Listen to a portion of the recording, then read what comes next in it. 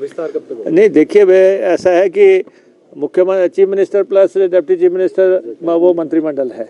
अब मंत्रिमंडल का विस्तार होना है। मंत्रिमंडल विस्तार में भारतीय जनता पार्टी की इतनी रुचि क्या है? कौन मंत्री होना चाहिए, ऐसा होना चाहिए, इस एरिया का होना चाहिए, इस जाति का होना चाहिए, अंदर ये यही चर्चा कर रहे थे। आप भाई, आपका अधिकार ही नहीं है, आपका मैंडेट ही नहीं है मंत्रिमंडल का तय करना। मुख्यमंत्री का विशेष अधिकार है। ये तय मुख्यमंत्री को करना है कि किसको मंत्री बनाना है, किसको नहीं बनाना है। आप जो है कुछ दिन पहले आप सत्ता में थे, जिस मर्जी को बना लेते, लेकिन आज आप जो है उपदेशक बन गए हैं, आज आप कथावाचक बन गए हैं। अब लगातार ये बातें रख रहे हैं। 75,000 करोड़ रुपए का कर्जा छोड़ के हिमाचल प्रदेश पे आप जा रहे हैं।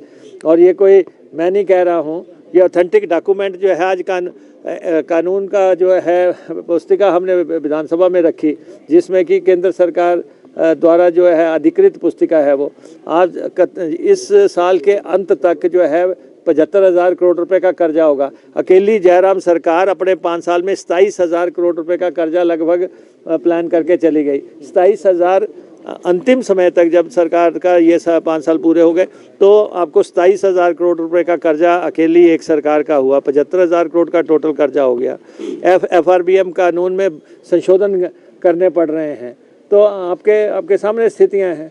तो इसलिए हम जो है फिर भी हमने दस्तावेज बड़ी शालीनता से पेश किया, बहुत अदब से पेश किया। और जहाँ तक विपक्ष के नेता की सम्मान की आप बात करते हैं कि जी कल गवर्नर साहब आए, विपक्ष के नेता को बुलाया नहीं गया, ये जो है नोटिफाइड है। जब राष्ट्रपति सम्माननीय प्रणब मुखर्जी थे, उस समय ये बुकलेट छप के आ गई है कि जब गवर्नर विधानसभा में प्रवेश करेंगे, कौन किस स्थान पे खड़ा होगा, कहाँ पे मुख्यमंत्री खड़े होंगे, कहाँ पे जो है स्पीकर खड़े होंगे, कहाँ उनके सेक्रेटरी खड़े होंगे, कहाँ पे अन्य लोग होंगे, वो बिल्कुल नोटिफाइड है। लेकिन इसके बावजूद भी गवर्नर साहब आए थे। गवर्नर का सम्मान करने से आपको कौन रोक रहा था? आपको खुद आना चाहिए था कि महामहिम राज्यपाल आ रहे हैं, हम उनको बुके दे के सम्मान करना चाहते हैं। आपके भी तो कोई जिम्मेवारी है। नहीं, आप देखें कि कब हिमाचल प्रदेश विधानसभा में ये हुआ, जनता ने चुन के भेजा। अरबों रुपए लगे हैं, करोड़ों रुपए लगे हैं, और चुनाव हुआ है, संविधान के प्रारूप के मुताबिक चुनाव हुआ। चुनाव के बाद अभी तक, जब तक आप विधानसभा के सदस्य नहीं बन जाते, विधायक नहीं बन जाते, विधायक तो आप शपथ लेके बनेंगे, जब तक आपकी शपथ नहीं हुई उससे पहले ही आप जो है कह रहे हैं।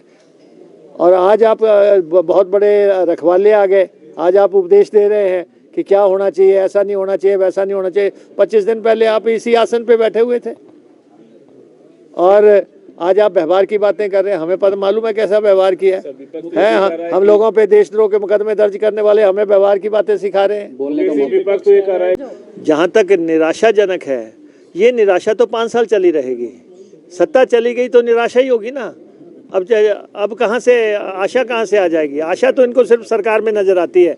सरकार होती तो आशा है, अब इनको निराशा ही लगेगी। अरे भाई, अगर किसी दूसरे दल को शासन करने का अधिकार प्रदेश की जनता ने दिया है, आप उसको स्वीकार करें। आपकी हार की हुई, आप मंथन करें, आप अपनी पार्टी में बैठ के मंथन करें। और मैं आपको एक बात बताऊं, इन पे बहुत भारी प्रेशर है अंदर। आप देख नहीं रहे हैं, बार बार उठ के कोई 3 आदमी बाहर जा रहे हैं, कभी 4 आदमी बाहर जा रहे हैं। बाहर जाना है कि नहीं जाना है, उस पर राय बनानी है।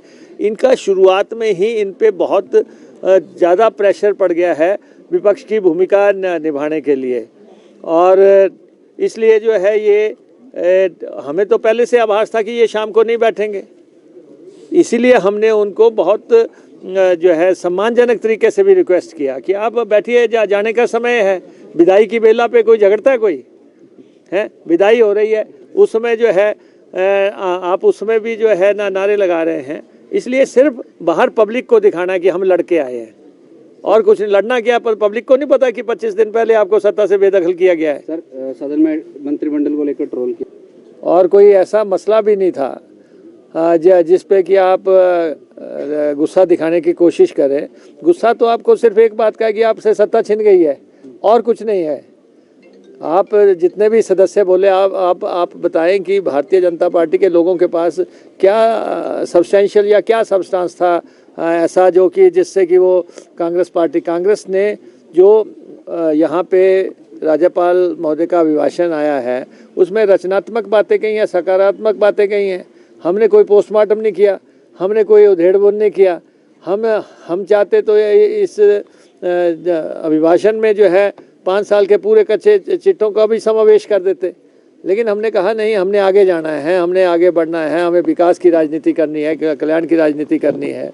और उसके बावजूद जो है आप देखें कि जब सत्ता गई है आपने जाति सरकार में 900 संस्थान खोल दिए, 5000 करोड़ रुपए खोलने के लिए उसके लिए पैसा चाहिए, आपने बजट का कोई प्रावधान नहीं किया और आप जहाँ भी जाते रहे वहीं पे घोषणा करते रहे और एक ही स्थान पे 50-50 पत्थर लगा के आप शिलान्यास करते रहे, उद्घाटन करते रहे। आप मौके पे भी नहीं जा सके। आप जहाँ किसी भी कॉन्स्टिट्यूंसी में जाते थे वहीं से जो है सारे शिलान्यास कर देते थे। पैसा है या नहीं है, मैं अपनी कॉन्स्टिट्यूंसी में देख रहा हूँ कि आपने 13 ट्यूबवेल्स का उद्घाटन का शिलान्यास कर दिया, 20 लाख रुपए दिया, 6 करोड़ रुपया चाहिए। आपने सत्ता हासिल करने के लिए सब कुछ किया, लेकिन फिर भी समाप्त हो गया और 3 दिन का सत्र था, संक्षिप्त सत्र था और ये सत्र जो एक रस्म है, हमेशा सरकार बनने के बाद ये सत्र आता है, तो आज उसका राज्यपाल महोदय के अभिभाषण पे चर्चा के बाद सत्र की समाप्ति हो गई है। सर आज जो है चुन कर आपने जो है बातें कही, जब आपने चर्चा का उत्तर दिया तो क्या कहना चाहेंगे? आपने नौकरियों की बात कही, नेता प्रतिपक्ष के सम्मान की बात आपने कही और ये भी कहा, पेपर लीक पर आपने कहा और ये भी आपने कहा कि लाले की दुकान की तरह जो है सरकार चल रही थी अंतिम समय में। हाँ नहीं, देखिए सबसे बड़ी बात तो है कि कोई भी पार्टी विशेष है, जब मैंडेट उनके खिलाफ आ गया तो उनको सिर झुका के उस मैंडेट का सम्मान करना चाहिए। लोकतंत्र में किसी भी पार्टी का, किसी भी दल की लोकप्रियता का जो पैमाना है वो चुनाव है। चुनाव आप हार चुके हैं और चुनाव हार चुके हैं तो जनता के जनादेश को स्वीकार करो। सबसे पहले तो ये बोलते विधानसभा में आके कि हमने जनता के जो जनादेश में आया है उसको स्वीकार किया है। आप विपक्ष में आ गए। अब अभी आप क्या 25 दिन में कह रहे हैं जो सत्ता आती है छीन ली जाती है। कौन छीन लेगा सत्ता? हिमाचल प्रदेश की जनता ने वोटें डाली हैं, वोट डालने के बाद सरकार बनी है और 40 सीटों वाली मजबूत सरकार यहाँ पे बनी है। तो इसलिए और जो आचरण इन्होंने विधानसभा सत्र के अंतिम क्षणों में किया उसमें इन्होंने सारी रिवायतें तोड़ दी। हमने भी 5 साल, हम भी विपक्ष में थे। 5 साल विपक्ष, अगर जनता ने आपको विपक्ष में भेज दिया है तो उसका सम्मान करते हुए जो रस्में हैं उनकी अदायगी होनी चाहिए। कभी नहीं हुआ कि अंतिम क्षण पे धन्यवाद प्रस्ताव के लिए विपक्ष जो है मौजूद ना हो।